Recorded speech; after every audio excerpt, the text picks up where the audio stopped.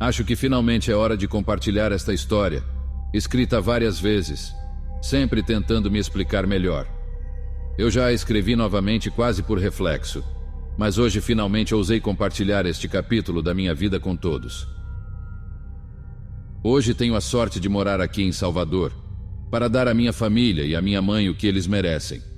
Mas quando éramos crianças, meus irmãos e eu tínhamos um tempo difícil que vivemos lá em uma cidadezinha perdida no sertão da Bahia. Não mudo nada da minha infância porque me fez o homem que sou, mas sei que minha mãe sofreu muito por não nos dar o que precisávamos. Quando eu tinha 10 anos, tornei-me o homem da casa. Comecei a procurar emprego ajudando no açougue da minha rua, e quando minha mãe ia trabalhar, eu ficava cuidando dos meus irmãozinhos. Meu pai vinha para casa quando queria, sempre com a promessa de que logo arranjaria emprego, de que em breve venderia o terreninho que seu avô deixou para ele. E mais do que tudo, ele vinha para casa e roubava as moedas do meu cofrinho para ir beber. Mas uma vez algo muito pior aconteceu. E foi aí que começou a minha experiência. Quando descobri que todas aquelas lendas que contavam na cidade eram verdadeiras. Naquela noite de agosto, tive que sair para procurar meu pai, porque ele tinha se comprometido a arranjar o dinheiro para a matrícula da escola. Mas desde o dia anterior ele não aparecia em casa e muito menos na cidade. Um dos seus melhores amigos, seu compadre, padrinho da minha irmãzinha, ligou para minha mãe. Ele disse que havia emprestado aquele dinheiro a ele e queria se certificar de que tinha chegado em casa e que ele não tinha gastado tudo no caminho em alguma garrafa de pinga. Mas meu pai ainda não havia chegado e tínhamos pouco tempo para encontrá-lo e recuperar o pouco dinheiro que restava. Minha mãe pegou o chalé e abriu a porta, determinada a sair e procurá-lo. No entanto, era noite, quase 10 horas, e lá fora fazia um vento frio que eu sabia que não suportaria. Deixe, mãe. Deixe-me ir. Eu prometo que vou encontrá-lo e trazê-lo de volta. Minha mãe, hesitante, deu sua bênção e me deixou sair. Ela me fez prometer que não entraria na floresta e que se eu não o encontrasse logo, voltaria, que não iria longe. Assim, correndo e enfrentando aquele vento que parecia de filmes assustadores, cheguei à mercearia da cidade, onde se reuniam alguns dos bêbados do local. Perguntei se tinham visto meu pai e eles disseram que no dia anterior ele havia dito que iria pedir um favor a alguém, em uma pequena cidade a 1 hora dali, a 1 hora de caminhada. Mas eu era muito rápido, então pensei que se corresse chegaria em menos de meia hora. Se eu conseguir, pensei. E sem agradecer saí correndo enquanto aqueles bêbados riam de mim, do meu pai ou de tudo. Não sei dizer, mas por um momento achei que um daqueles homens começou a correr atrás de mim. Pensei, porque ouvi passos me seguindo. Para minha surpresa, aquilo que me seguia não se cansava. Estava correndo bem perto de mim. Já estava entrando em um caminho escuro quando senti que precisava descobrir quem era e o que ele queria. Por que estava me seguindo? Parei imediatamente e me virei para ver o que estava acontecendo. Mas não havia ninguém, embora eu tenha ouvido os passos e depois tenha ouvido o barulho dele se escondendo entre os arbustos. "O que você quer, Tomás?" perguntei. Tomás era um garoto de cerca de 14 anos que já havia me batido antes e ficava me perseguindo pelas ruas só por diversão. Ele era louco, matava pequenos animais e eu sabia que a qualquer momento ele perderia a cabeça comigo ou com algum dos meus amigos e tentaria nos machucar. Sempre que me perseguia, mostrava uma pequena navalha enferrujada que havia conseguido, quem sabe onde. Algo se mexeu entre os galhos e eu sabia que não era Tomás e ouvi como se alguém estivesse cantando mais longe, como se aquela voz viesse da cidade. Eu não sabia o que estava acontecendo, mas não havia tempo e não era conveniente ficar ali. Continuei correndo e correndo e correndo. A cidade não estava tão longe, e a lua cheia daquela noite iluminava o caminho.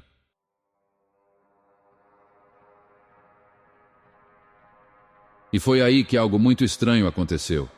É que de repente aquela voz soou mais próxima, como se estivesse cantando por ali, escondida entre as árvores.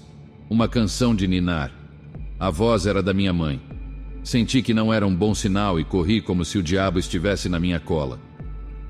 Assim que cheguei à cidade, não foi difícil saber onde procurar meu pai. A única luz em toda a cidade a essa hora vinha de um bar.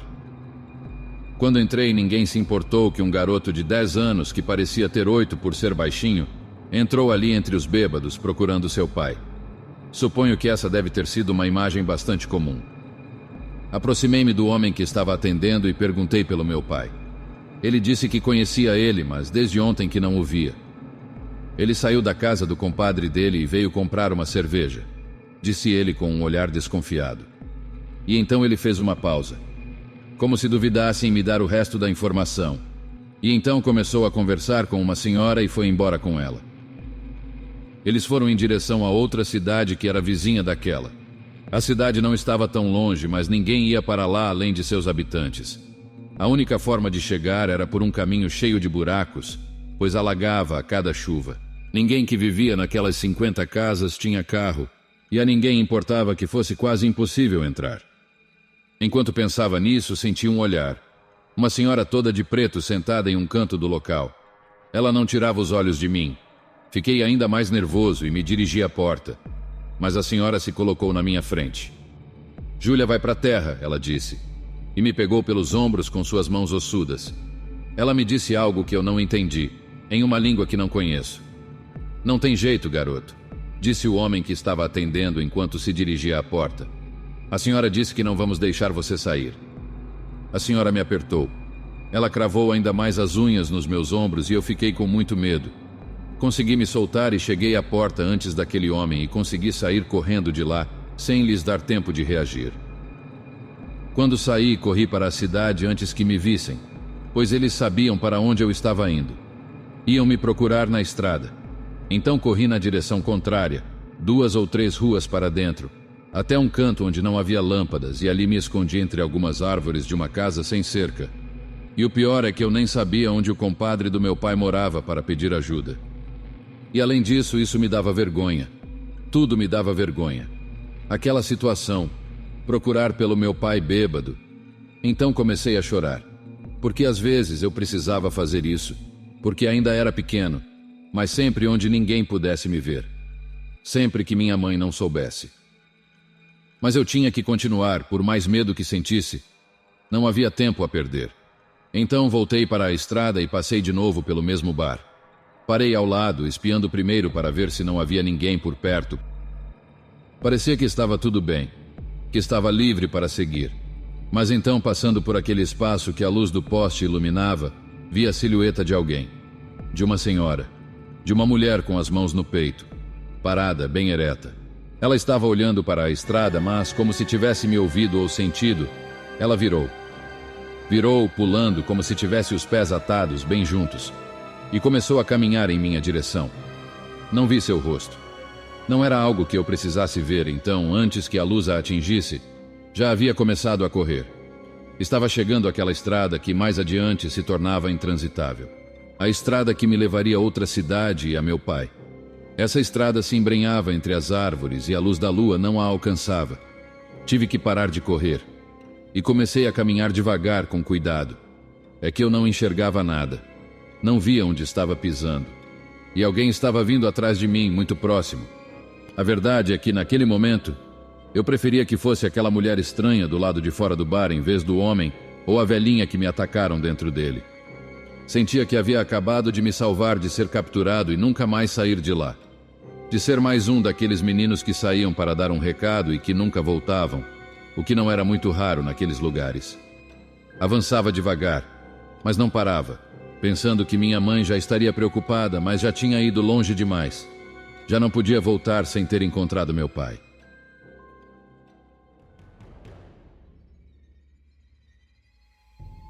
De repente, ouvi algo atrás de mim de novo.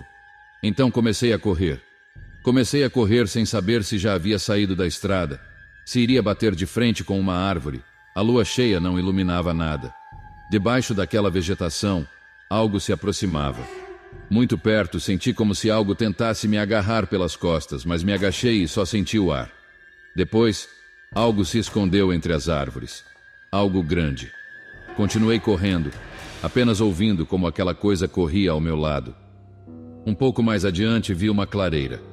As árvores sobre o caminho terminavam e à frente avistei uma figura, iluminada por uma pequena lâmpada que mal era visível.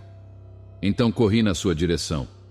A noite era completamente azul, e tudo parecia como uma alucinação. porque o que vinha era um homem em um burro, um velho, mas muito gordo, montado em um burro na mesma condição. Ele parou quando me viu se aproximar. Juro, realmente pensei que estava apenas imaginando. Falta muito para chegar à cidade, senhor? Perguntei com a voz cansada.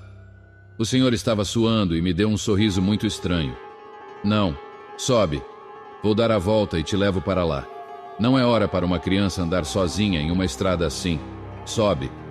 Sabia que não deveria fazer isso porque, assim como as pessoas naquele bar, esse senhor me dava uma má impressão. Disse a ele que não queria carona e ele desceu do burro, com um facão que refletiu a luz da lua em meu rosto.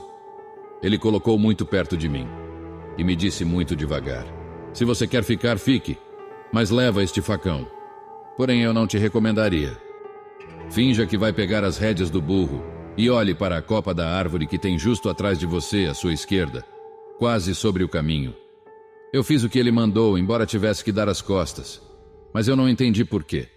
Então, na copa da árvore estava aquela mulher de fora da cantina, com um vestido que parecia apertar nos tornozelos, bem juntos, parada em um galho que mal deveria aguentar um pássaro de tamanho médio.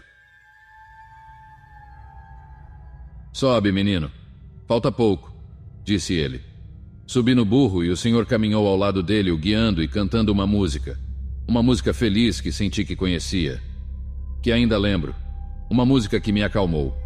Um pouco depois chegamos à cidade, onde meu pai poderia estar.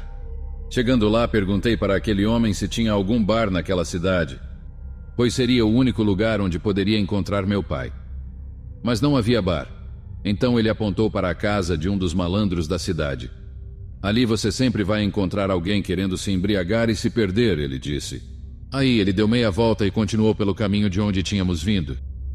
Tu é doido de voltar para essa estrada? Aquela coisa ainda está por aí, disse eu com um tom de medo em minha voz. Então ele respondeu: sim, mas aquilo não está atrás de mim. Cuide-se.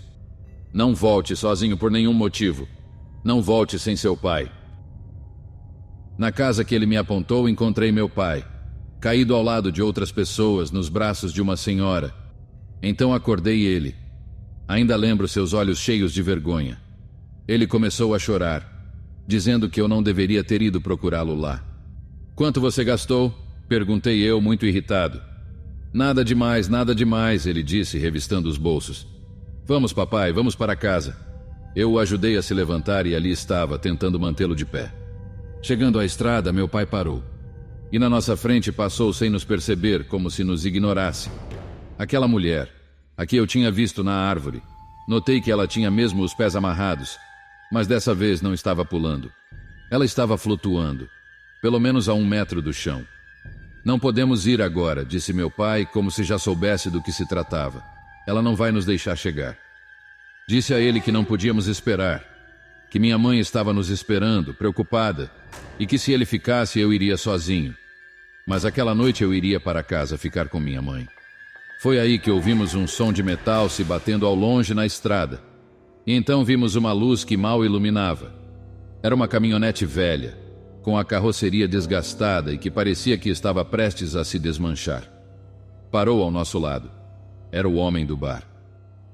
Dona Jerusa me mandou atrás de você, disse ele. Ela me emprestou seu carro.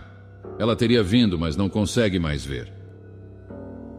Por que ela enviaria alguém atrás de mim se me expulsou do bar? Perguntou meu pai, confuso. Não vim atrás de você. Vim pelo garoto. Algo tem rondado ele desde que saiu da sua vila. Então nós subimos no carro em silêncio e seguimos por aquela estrada escura e cheia de buracos. Nesse carro que cheirava a óleo e cigarro com as janelas abertas. Ele nos levou para casa. Eram 3 da manhã, mas minha mãe tinha o jantar pronto. O senhor também recebeu uma boa sopa para se aquecer. Eu trouxe o pai de volta, mãe. Encontrei ele como havia prometido, disse a ela. Ainda lembro do olhar de orgulho e gratidão da minha mãe. Eu tinha apenas 10 anos. Mas aquela noite eu mostrei que mesmo que meu pai não nos ajudasse muito, ela nunca estaria sozinha.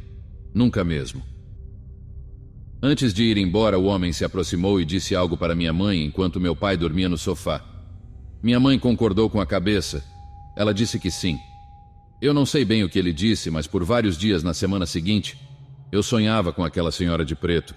com cheiro de terra e daquele bar naquela cidade. Mas hoje tenho certeza que não eram apenas sonhos, pois uma vez acordei bem cedo, por volta das 5:30 da manhã, e ouvi uma senhora falando com minha mãe, dizendo adeus antes de sair da minha casa e dizendo que ela estava quase terminando. Minha mãe sempre me acordava naquela época com chás com gostos terríveis e que ela só dava para mim e meu irmãozinho. Minha irmã não. Nunca. E até agora ela não nos disse o que era ou para quê. O mais estranho de tudo é que dias depois daquela noite, em uma das raras ocasiões em que meu pai estava sóbrio, ele perguntou à minha mãe de onde ela tinha tirado aquele facão. Eu me aproximei para responder. É meu. Um homem me deu para eu me proteger quando fui te procurar. Ele se virou com lágrimas nos olhos, sem acreditar em mim. Você não mente para mim, garoto. Me diga de onde você tirou isso.